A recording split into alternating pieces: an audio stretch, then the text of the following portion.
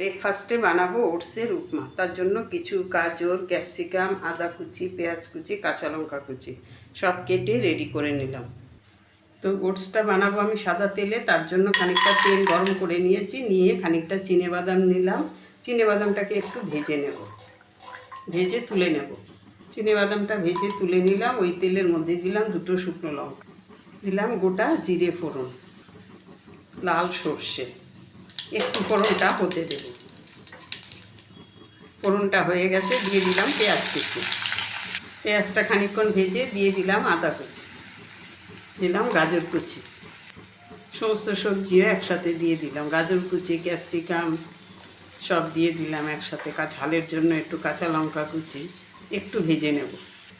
সেই সাথে খানিকটা কারি পাতাও দিলাম, দিলাম পরিমাণ মতো নুন, কয়েকটা মটরশুঁটিও দিলাম।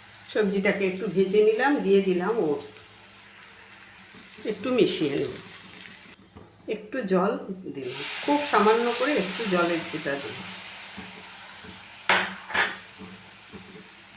দিয়ে এখন আমি একটা ঢাকা দিয়ে দিলাম।